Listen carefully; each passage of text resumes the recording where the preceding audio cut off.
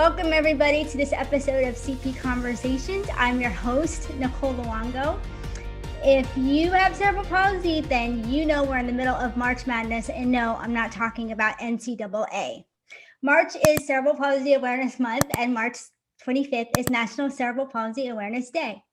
This is a special edition of this podcast, and I'm excited to introduce you to my guest, Maurice Benard. As many of you may know, he has played the role of Sonny Corinthos on General Hospital for the past 28 years.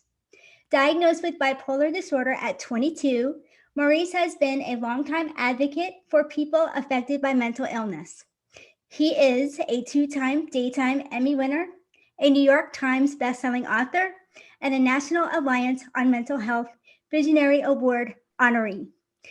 Maurice was so kind to accept my invitation to come on the show to help us spread awareness for cerebral palsy, which, although it is the most common disability in childhood, it gets the least amount of attention. As a person thriving with CP, it's an honor to welcome you, Maurice. Thank you. How are you? I'm doing great. I'm here in South Florida, and I know you're in California. How's everything going with the pandemic and your family? Well, it's going fantastic now. Yeah, I mean, anybody who's watched my state of mind or just knows me knows that I went through a real rough patch about 8-9 months ago, but I survived literally, and here I am. I'm having a great time. And what was the hardest part of that time for you, and what did you do to get through it? Well, the hardest part about it was I had anxiety that wouldn't go away, and I wasn't used to that. I mean, I'm used to anxiety. The longest the anxieties lasted for me was maybe a month, but this one was 4 months, and It was real tough. And but like I always say, you just got to keep plowing through, and it'll pass. Mm-hmm. And it passed, and now my life's incredible. Well, you just celebrated a birthday on March 1st. Let me wish you a happy birthday. Thank you. I watched the video that you made for your fans, which was your directorial debut. Is that correct? Yeah. It was a fun thing, and we had a good time, man. It was fun, but it was a lot of work. Listen, if you saw my setup here, I need your friend Majid to help me out. I'm just, flying by the seat of my pants. But, I know, and all of your fans know, that you've been an advocate for both Alzheimer's and mental health awareness. Both of those issues are dear to my heart. My mother had Alzheimer's. But what made you decide to advocate for cerebral palsy? Jessica. Tell us about Jessica. You had her on an episode. Yeah. I talked to Jessica, and I said, "You want to do State of Mind?" She got so excited, and I was like, wow. So I did it with her, and she was just amazing. It blew me away. For our viewers, let's remind everybody, Maurice is talking about Jessica Frew. She is a 19-year-old woman with cerebral palsy, and she is also a model. I have been acquainted with her since January, and Maurice had her on his show, State of Mind, and he was very touched by her. And why were you touched by her story, Maurice? It's like the fact that everything she does is painful, when she moves and she does, and that she can still, even though she can't speak, she can speak through her eyes looking at a computer. That was amazing, wasn't it? It was just, it moved me, and I'm putting it out there, but I'm actually thinking of doing a short film. And I believe it's an incredible idea with her. She doesn't even know. Why am I even saying? But you're the first to know. I'm not sure if it's going to happen, because a lot of these things, it's talk and then nothing ever happens. But when I say when I really want to do something, I usually do it. And it's a beautiful idea. And we'll see what happens. Well, I thank you for giving my little podcast the exclusive. And, I know we know that when you want to do something, you do it. So our fans, your fans have all, faith in you. And actually, the cerebral palsy community wanted me to tell you how much it means to us that you are advocating and helping to raise awareness for cerebral palsy and go green for CP. And that's why, everybody, I am wearing Maurice's shirt. So go to his store and buy one. And thank you so much to your lovely assistant, Melissa, who sent me this shirt. I want to make sure that I thank her. So did you know anybody, Maurice, when you were growing up? Anybody who had cerebral palsy? No, I didn't, but I'd see people in wheelchairs, and I'm, even as a little boy, I'm very sensitive towards that. So it would break my heart to see that. And as I've gotten, even at my age, it's just, I feel like a little boy again when I see it, because it still breaks my heart. And I'm one to always do anything for anybody who is mentally ill or in any type of situation that needs help.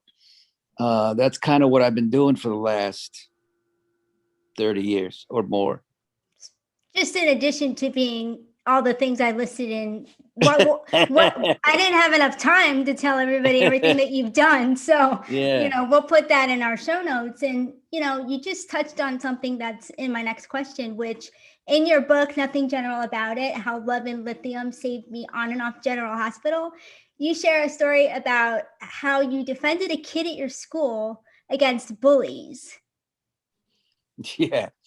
I was in third grade, and there was a bullying class, and I had come from San Francisco to Martinez, which is the suburbs, to live. And I was in the school, and nobody knew me, and I was kind of quiet. And this bully kept bullying this boy, and I couldn't take it anymore. And one time he grabbed him, so I grabbed him, and I think I punched him, but I'm not 100% sure. And I don't, I'm not encouraging, beating somebody up, but I said, don't touch him again. And then the teachers told him to go to the principal and thank me, which was interesting. Interesting. And Sonny was coming out all the way back then. Well, Sonny's always been, yeah. It's like, I usually play these characters that, but I've played different characters. I know that there was somebody on Twitter who was probably a Sonny hater. And they're like, because I just got another movie, and I start. Yeah, we're going to talk about that. Yeah, congratulations. Yeah. Thank you. And she's like, does he only get mob stuff? I commented on that. Oh, you did? Yes, I did. And I'm, and usually I can let it go, but sometimes I like messing with the haters, like sending funny stuff. And this one I had to just list. I played a priest, a detective, Desi Arnaz. It's not like I've only played mafia guys, but it's funny. But because you said that, we actually have a lot of things in common.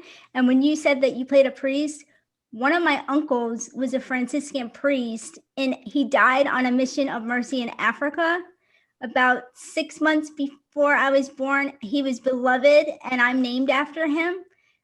Because my nickname is Nikki, Nicki, and he was Father Rock, but he went by like Nikki sometimes. So he's famous over there. Really? Yeah. Mm-hmm. Yeah. So when I heard you were a priest, I was like, okay, I'm about to ask Maurice about that. Yeah. Well, that was you don't want to see that movie. That's like a creepy, scary. Mickey Rourke was in it. And my scene with Mickey Rourke was pretty kind of intense, but yeah. So but now I don't want to play different. I want to just play something easy. I don't like, because playing a priest is not Sonny, so I have to do character work and not use my hands. That's how I do it. If I play whatever I play, I like to play the energy of the character. Does he talk fast? Does he talk slow? Does he So I prefer now to just anything close to Sonny. I'm cool. Because, on the show, I'm playing Mike. Right. Tell us about that, because Mike is different from Sonny.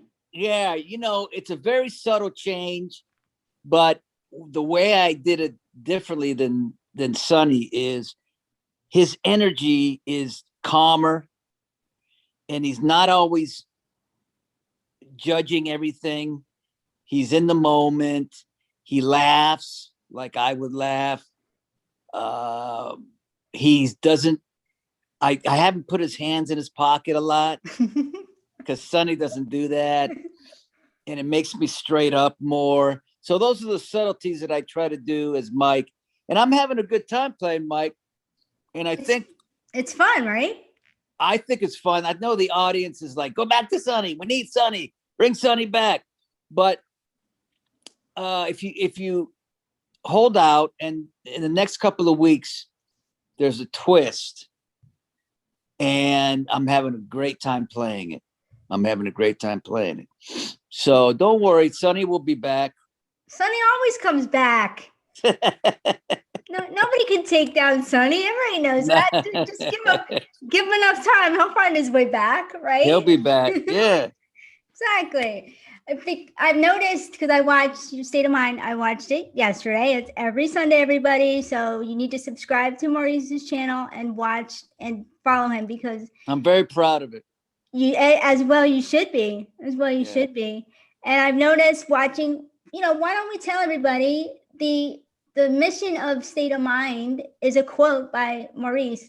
State of mind means being 100% present, feeling completely at peace inside of you, not letting your thoughts control your life, and always looking for ways to be the best you can be. So what is your state of mind right now as you're talking to me? Yes, it's 100% in the moment. Listening to you, that you have a very sweet spirit. Thank you. And I never knew that. I mean, I know you were nice, but you don't know until you talk to somebody who they really are, right? Mm-hmm. Yeah. It's amazing, but you've kind of surprised me in a sense. I don't know what I expected, but well, that's what I wanted to tell everybody. I didn't mean to interrupt you, but I have never met you. I have never spoken to you. You have never met me, and you have never spoken to me. So for some reason, and maybe you'll let me know, why did you agree to come on my podcast? Because I know I bug you a lot. I mean, I could give people the backstory. Do you remember a year ago, I kept saying, Maurice, it's March, and I know you read your fans, when they send you messages or when they tweet. And I knew in the back of my mind, I said, if anyone's going to do it, he's going to do it. And I still would have loved you even if you hadn't. No, I get it. I get it. Yeah. March 25th came around, and I look at your stories, and you had a story of you were wearing this shirt. Yeah. And it simply said the hashtag Go Green for CP. And I almost fell off my couch. Because I knew that you did that. I don't want to say, it was kind of for me, because I don't think you knew am I correct? Prior to me bugging you, did you know March was CP Awareness Month or March 25th? No, here's what it is. Melissa, I trust her judgment. And when I say, so-and-so wants to do this, what do you think? If she says, I think you should, then I do it. That's kind of the way it works. Yeah. But it's but because I did Jessica,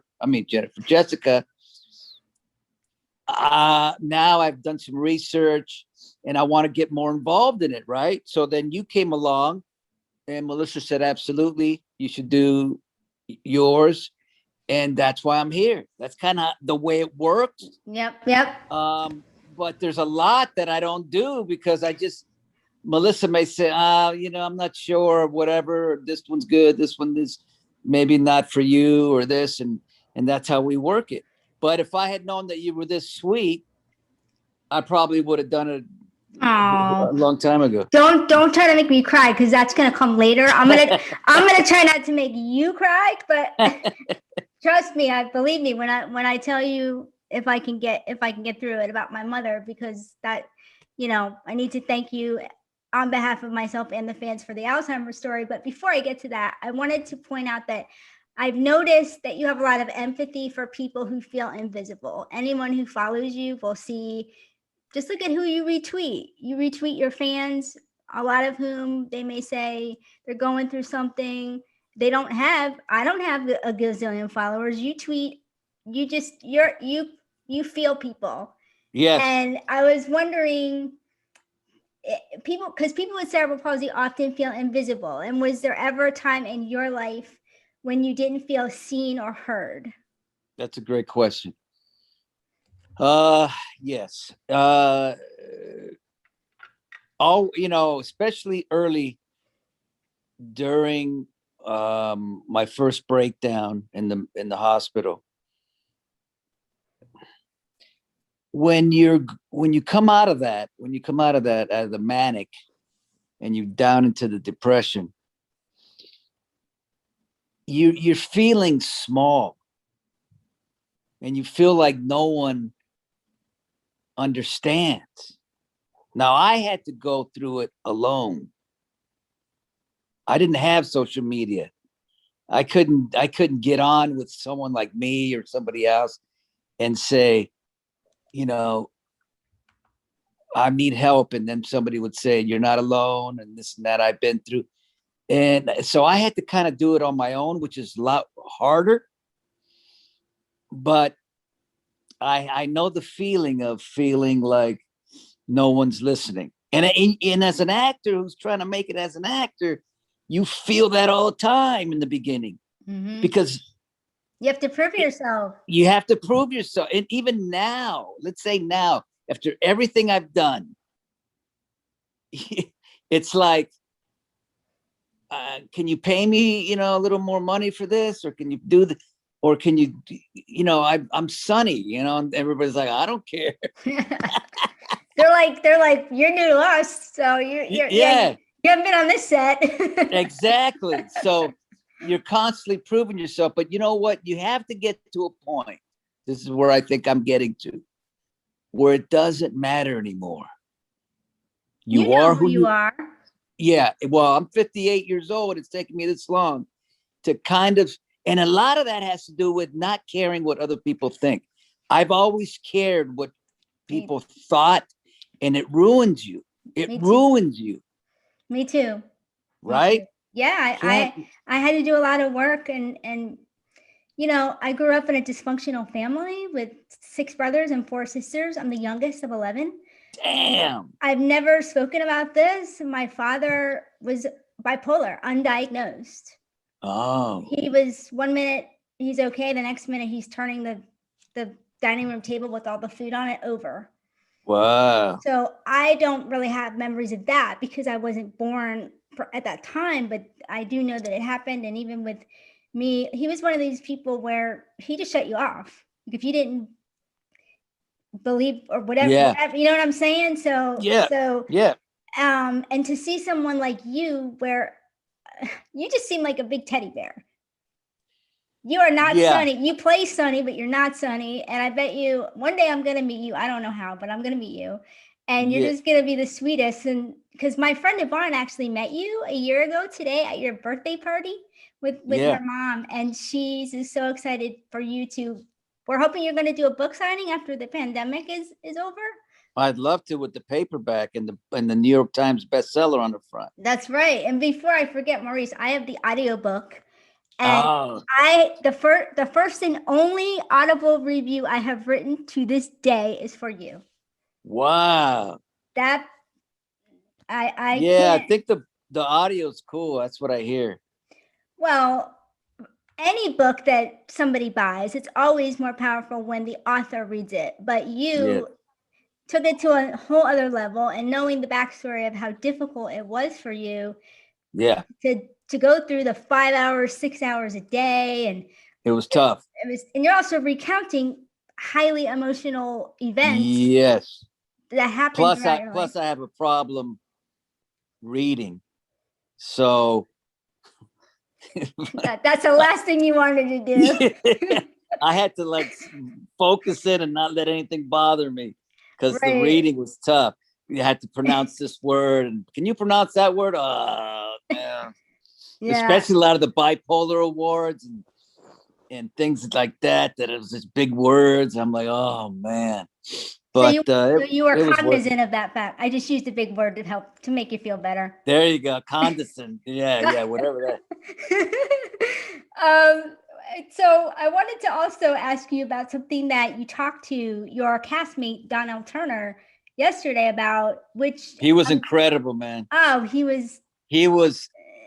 was on fire. I'm sorry. He was just great. Well, the both of you together, because you can feel the authenticity. That's the thing. I mean, people do a lot of stuff. There's a lot of YouTube channels. There's a lot of podcasts. Many of them are great. But when I watch you, I can see that you are feeling the emotion of who's ever in front of you. And also sometimes you get messages and you read the message. And that's another thing. That young kid who's, I think, in high school, it was like a month ago. Have you heard from him? I forget his name, but we text all the time, man. So he took you up on it because you said, oh, good. He just texted me recently. He was going through something and I wrote him back, said, dude, come on. And he was so sweet. Cody, name's Cody. Cody, that's right. Because I commented on Instagram and I said, please, Maurice means it when he says, like, you can reach out to him. Because, some people might think, I'm going to text Maurice Benard, but I'm glad that he took you up on it. Do you know if he's doing better? Is he maybe trying to get some help for himself? He said he was doing better, and then he had a bad, couple of days or something, and I haven't heard from him since. So, okay. He'll write me again. There was a guy that I didn't even talk to anybody about this one. This one was great. This was about maybe 15, 16 years ago. So, this actor that's kind of well known called me and said, can you talk to my son? This before State of Mind. This is way, right? And I said, yeah, he does drugs and he's bipolar and this. I said, all right. So I had breakfast with him. And a lot of times when you talk to people who have mental illness, if I tell them what happened to me, then they're cool. Right. They just don't have anybody to talk to about it. Because of the stigma. Well, or they just don't have anybody. They just don't have anybody. I didn't have anybody. When I went through my stuff, my mom and dad didn't know what the hell was going on. They're like, what is this? The doctors didn't know. The same thing with cerebral palsy. That is right. That's why you get me. Yeah, because I didn't walk till I was 5 because I had a heel cord lengthening. My tiptoes were like this. So they have to operate, obviously, so your feet are flat. So I had that surgery that enabled me to walk. But I never had physical therapy until I stumbled on it on my own when I was like 33. Wow. That's unheard of. But apparently nobody told my parents. But having, being the youngest of 11, they were just happy that I walked. They called me a miracle baby. I was 2.5 months early. I was 2 pounds, 13 ounces. I was the size of a baby chicken. Wow. So in their minds, hey, I could walk. So yes, I did. I was trying to think about that. Like, I don't know what anxiety feels like. You don't know what it feels like I have spastic cerebral palsy, which is the most common type. So what is it? It's stiff. Your muscles are stiff. It's almost like with you with anxiety, your brain doesn't send the right signals to your brain. That's what it is with cerebral palsy. There's misfiring because it's damage in the brain, either before you're born, during birth, or after birth. So it's similar, although one's, I have physical symptoms of the disability, but then I had a life-changing surgery. It'll be 8 years on the 29th, called selective dorsal rhizotomy surgery in St. Louis with a world-renowned surgeon. And because of that, I don't have spasticity anymore. And if you watch my before and after, how I walked before, you'll see the transformation. It's unbelievable. And Dr. Park, the work that he has done probably over 40 years now, he's operated on close to maybe approaching 3,000 children. Wow.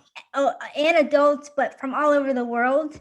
And when I had it, I was almost 40.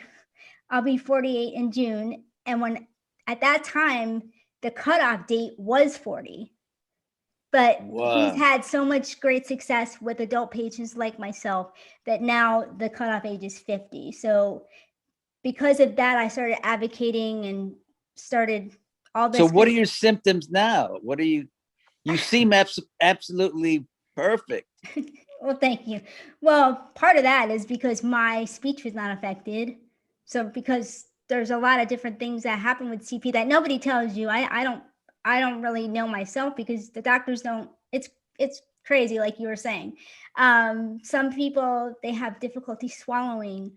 Some people, with their hands, they can't use their hands. There's so much because there's like 4 different types of CP. Wow. For me, I mean, it's not even really, they say we use up to 3 to 5 times more energy than the average person, than somebody who doesn't have CP. So Jessica uses like 20. I mean, if she's also using her eyes to communicate, that's it's beautiful, but it's stress on her. If you think about it, stress on her eyes, you know, Damn. she has to use them obviously so frequently, in addition to sight and to see. But Man. yeah, you know, so I know I'm going to be respectful of your time, Maurice, because we're just talking over here, and I'm not. No, asking. I'm good. Okay. You're very good. I love it. There's so much more to the man behind the mob box. So join us for part 2 of my conversation with Maurice Benard.